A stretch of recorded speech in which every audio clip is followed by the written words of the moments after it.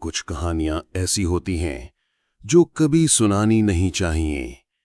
وہ کہانیاں جنہیں سن کر انسان کی روح کانپ اٹھتی ہے، وہ کہانیاں جنہیں سن کر راتوں کی نیند اڑ جاتی ہے۔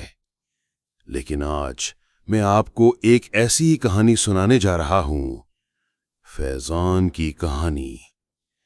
نہیں، یہ فیضان کی کہانی نہیں ہے، یہ آپ کی کہانی ہے، یہ میری کہانی ہے، یہ ہر اس انسان کی کہانی ہے جو ہر وقت شارٹ کٹ کی تلاش میں رہتے ہیں، یہ جانتے ہوئے کہ یہ جائز نہیں ہے، مگر سیدھا راستہ پر چلنا بہت صبر آزما ہوتا ہے، اس لیے ہر فرد مختصر راستے کو اپناتا ہے، اور کبھی کبھار یہ شارٹ کٹ زندگی کا شارٹ کٹ ثابت ہوتا ہے۔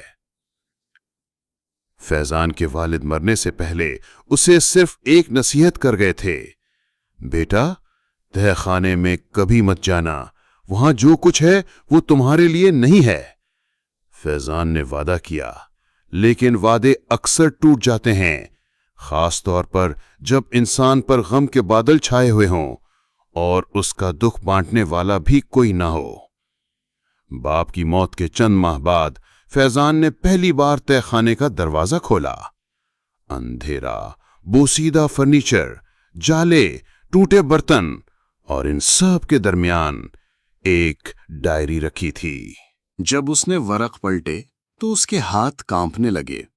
اس میں لکھا تھا، تم اکیلے نہیں ہو، تمہارے ساتھ پیدائش سے ہی ایک وجود موجود ہے۔ یہ دوسرا وجود ہے حمزاد۔ حمزاد وہ کام کر سکتا ہے جو انسان صدیوں میں نہیں کر سکتا۔ یہ پلک جھپکتے ہی دنیا کے کسی کونے سے کوئی چیز لا سکتا ہے، روشنی سے تیز سفر کرتا ہے، تمہارا ہر حکم مانے گا اور تمہارے ایک اشارے پر دنیا بھر کی دولت تمہارے قدموں میں ڈھیر کر دے گا۔ مگر یہ مکار ہے، غلامی قبول نہیں کرتا۔ غلام بن جائے تو آزاد ہونے کے لیے اپنے مالک کی جان لینے کی ہر ممکن کوشش کرتا ہے۔ اگر ذرا سا بھی جھول چھوڑو تو یہ تمہیں ہی غلام بنا لے گا۔ اور ساتھ لکھا تھا، اگر تم اس کو قابو کرنا چاہتے ہو تو 40 راتیں مسلسل دائرے کے اندر ورد کرنا ہوگا۔ اور اس کے بعد وہ عجیب و غریب عمل درج تھا جس کی تکمیل پر حمزاد غلام بن جاتا ہے۔ فیضان کی ذہنی حالت ایسی تھی کہ زندگی اسے بے مقصد لگتی تھی۔ نہ اس کا کوئی دوست تھا اور نہ ہی کوئی ایسا رشتہ دار جس کے ساتھ بیٹھ کر وہ اپنا غم دور کر سکے اور چند لمحوں کے لیے ہی صحیح کچھ سکون پا سکے۔ مالی بدحالی برسوں سے فیضان کا پیچھا کر رہی تھی۔ اس نے روپیہ پیسہ کمانے کے لیے ہر جتن کر ڈالا تھا، مگر ہر دفعہ وہ ناکام ہوا تھا۔ وہ بہت زیادہ مقروض ہو گیا تھا۔ گھر میں موجود قیمتی اشیاء بیچنے کے بعد بھی اس کے حالات نہ بدلے تھے۔ اب تو گھر میں بھی کوئی قابل ذکر چیز نہ بچی تھی جسے بیچ کر وہ چند دن کے لیے سکھی ہو جاتا۔ ایسے حالات میں اسے اس ڈائری کا ملنا غیبی امداد محسوس ہوا۔ ڈائری کس کی تھی فیضان یہ نہ جان سکا۔ اسے یہ تو معلوم تھا کہ یہ لکھائی اس کے والد صاحب کی نہ تھی۔ فیضان ڈائری میں لکھے عمل کو پڑھنے کے بعد جان گیا تھا کہ یہ ایک جان لیوا عمل بھی ثابت ہو سکتا ہے۔ حمزاد عامل کو ہر ممکن نقصان پہنچانے کی کوشش کرتا ہے تاکہ عامل یہ عمل مکمل کر کے اسے اپنا غلام نہ بنا لے۔ ڈائری میں یہ صاف لکھا تھا کہ ایک بار یہ عمل شروع کر لیا تو اسے ہر حال میں مکمل کرنا ہوتا ہے، ورنہ اس عمل کے موکل عامل کی جان لے لیتے ہیں یا اس کا ذہنی توازن بگاڑ دیتے ہیں۔ مگر فیضان نے فیصلہ کر لیا، وہ یہ عمل کرے گا چاہے نتیجہ کچھ بھی ہو۔ پہلی چند راتیں پرسکون تھیں، دائرہ بنا، شمع جلیں، ورد ہوا۔ فیضان کو یہ عمل بہت سہل لگا۔ وہ سمجھا کہ وہ سب دل دہلا دینے والی باتیں صرف اس لیے تھیں کہ کوئی شخص یہ عمل کر کے ناقابل یقین طاقت نہ حاصل کر لے۔ لیکن پھر خوفناک کھیل شروع ہوا۔ 10ویں رات فیضان نے اپنے والد کا چہرہ دیکھا۔ وہ دہلا دینے والی آواز میں بولے، فیضان، روک دو یہ سب، یہ موت ہے۔ وہ بہت دکھی دکھائی دیے۔ ایک مرتبہ فیضان کے دل میں یہ خیال آیا کہ وہ اپنے والد کی بات مان کر یہ سب چھوڑ دے، مگر پھر اسے یاد آیا کہ ڈائری میں یہ صاف لکھا تھا کہ ایک مرتبہ شروع کرنے کے بعد اس عمل کو تکمیل کیے بغیر چھوڑ دینا ایک بھیانک انجام کا باعث بن سکتا ہے۔ اب اسے ہر رات پہلے سے زیادہ ڈر لگنے لگا تھا۔ اسے تہخانے کے کونوں میں عجیب سی شکلیں دھندلی سی نظر آنے لگی تھیں۔ ڈر فیضان کے دل میں بیٹھتا جا رہا تھا۔ 15ویں رات پنجے دروازے پر رگڑنے کی آواز آنے لگی، جیسے کوئی بھیانک درندہ اندر گھسنے کی کوشش کر رہا ہو۔ فیضان کا دل دھک سے بیٹھ گیا۔ وہ سوچنے لگا کہ اگر یہ درندہ اندر گھس آیا تو وہ اس کو چیر پھاڑ کر رکھ دے گا۔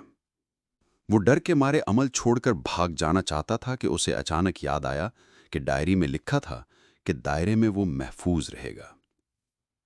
دائرے سے باہر نکلنا موت ہے۔ اس نے دل مضبوط کر کے اپنا ورد جاری رکھا۔ 20ویں رات کمرے میں اچانک آگ بھڑک اٹھی، دھواں، شعلے اور چیخوں جیسی آوازیں۔ فیضان کا سانس رکنے لگا۔ فیضان کو اپنی اذیت ناک موت صاف نظر آ رہی تھی، مگر اس نے عمل جاری رکھا، اور پھر وہ سب غائب ہو گیا جیسے اچانک وہ ظاہر ہوا تھا۔ اس رات کے بعد ہر رات پہلے سے زیادہ خوفناک ہوتی گئی۔ اب وہ ہیبت ناک شکلیں جو پہلے کونوں میں چھپی نظر آتی تھیں، اب وہ فیضان کے سامنے آ کر ناچنے لگی تھیں۔ فیضان کو خود پر حیرت ہوتی تھی کہ وہ اس قدر بھیانک شکلوں کو دیکھ کر زندہ کیسے رہ پاتا تھا، کیونکہ وہ ہیولے اتنے ڈراؤنے تھے کہ ان پر نظر ڈالنا کسی بہادر سے بہادر آدمی کے بس کی بات نہ تھی۔ مگر فیضان ڈٹا رہا۔ ایک رات ان افریتوں نے فیضان کے سامنے ایک بہت بڑی دیگ لکڑیوں کے چولہے پر رکھ دی اور اس میں پانی ڈال دیا، اور آپس میں ہنس ہنس کر باتیں کرنے لگے کہ آج ایک عرصے کے بعد انسانی گوشت کھانے کو ملے گا، کیا مزہ ہوگا۔ اور پھر ہاتھوں میں بڑی بڑی چھریاں لے کر فیضان کی جانب بڑھے۔ فیضان کا سانس رک گیا۔ وہ اس قدر بھیانک موت کا تصور کر کے کانپ اٹھا۔ اس کے اندر سے آواز آ رہی تھی کہ اٹھ کر بھاگ جاؤ، بچ جاؤ گے۔ اور فیضان بھاگنے ہی والا تھا کہ اسے یاد آیا کہ ڈائری میں لکھا تھا کہ حمزاد تمہارے ذہن سے کھیلے گا، وہ تمہیں ڈرا کر کسی طرح اس دائرے سے باہر نکالنا چاہے گا۔ ایک قدم تم نے دائرے سے باہر رکھا تو تم اس کا شکار بن جاؤ گے۔ فیضان نے اپنے آپ کو یقین دلایا کہ یہ سب نظر کا دھوکہ ہے۔ وہ بار بار یہی بات دہراتا رہا، اور وہ سب خونخوار نظروں سے اسے گھورتے ہوئے ایک ایک کر کے غائب ہو گئے۔ 25ویں رات پانی بھرایا۔ وہ ڈوبنے ہی والا تھا، لیکن یہ بھی وہم نکلا۔ 30ویں رات ایک دیو کامت پولیس والا آیا۔ فیضان، میرے ساتھ چلنا ہوگا۔ فیضان اپنا ورد چھوڑ کر اس سے پوچھنا چاہتا تھا کہ اس کا کیا جرم ہے جو یہ پولیس والا اسے گرفتار کرنے رات کے اس پہر اس کے تہخانے تک پہنچایا ہے۔ پھر اس کے دل میں یہ خیال ابھرا کہ کہیں یہ بھی نظر کا دھوکہ ہی نہ ہو۔ فیضان اپنی جگہ سے نہ ہلا اور نہ ہی اس نے اپنا ورد بند کیا۔ پولیس والا اسے بہت دھمکیاں دیتا رہا، مگر فیضان ٹس سے مس نہ ہوا۔ ایک مرتبہ فیضان نے نظریں اٹھائیں تو وہ پولیس والا درندے میں بدل چکا تھا، اور پھر کچھ دیر بعد وہ بھی غائب ہو گیا۔ 35ویں رات عجیب و غریب مخلوقات آئیں، لمبے دانت، سڑی ہوئی کھال۔ وہ دائرے کو نوچنے لگے، مگر نوٹ بک میں لکھا تھا یہ سب وہم ہے، جب تک دائرے کے اندر رہو گے کچھ نقصان نہیں ہوگا۔ فیضان نے برداشت کیا اور عمل جاری رکھا، گو کہ اب اس کی برداشت جواب دے چکی تھی، حوصلہ ٹوٹنے کو تھا۔ اور پھر آئی 40ویں رات۔ تہخانے کی فضا ساکت ہو گئی۔ آج کوئی ڈراؤنی شکل نظر نہ آئی، نہ سیلاب آیا، نہ آگ لگی۔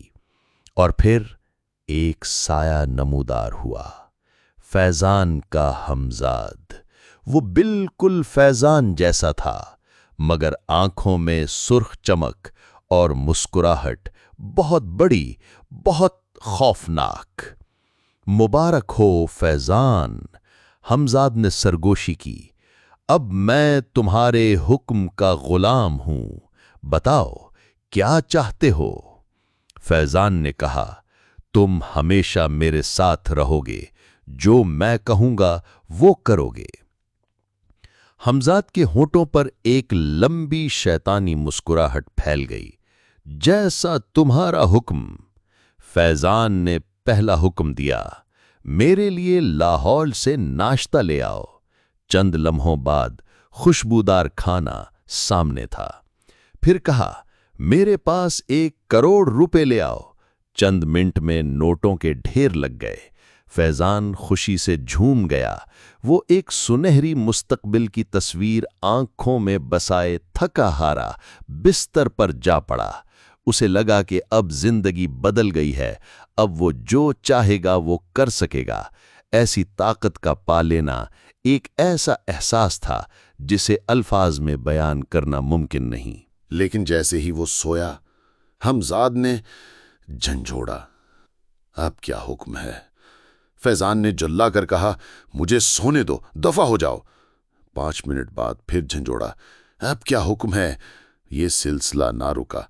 नींद छिन गई, दिमाग टूटने लगा।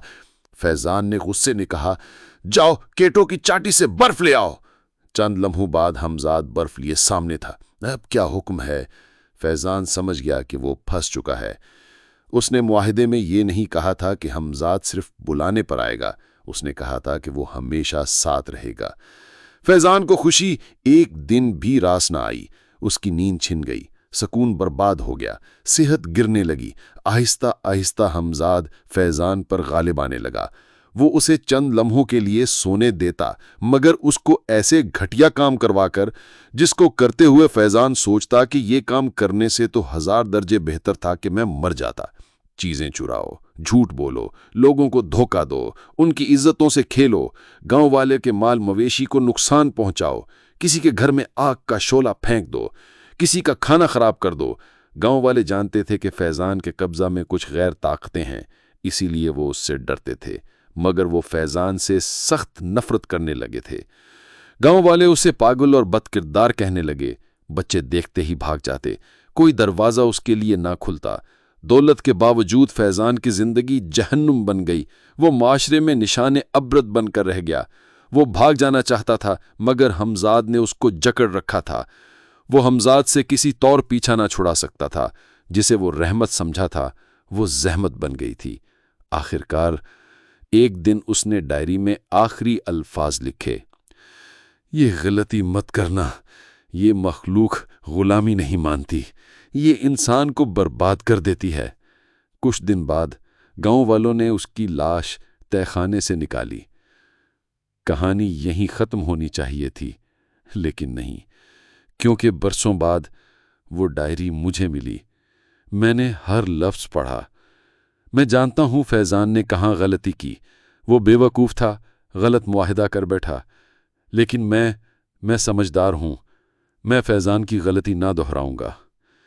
लेकिन मेरे दिल में एक ख्याल है, अगर मैं मुहतात रहूं, अगर मैं मुआहिदा ठीक तरह से करूं, 40 रातें, सिर्फ 40 रातें ही तो हैं, क्या मैं ये कर सकता हूं? क्या ये अमल मुझे करना चाहिए? अंधेरों में छुपी हुई कहानियों के लिए वहशत कदा को सब्सक्राइब करें। वीडियो पसंद आए तो लाइक और शेयर ज़रूर करें, क्योंकि अगली भयानक कहानी शायद आपके लिए बहुत ही खास हो।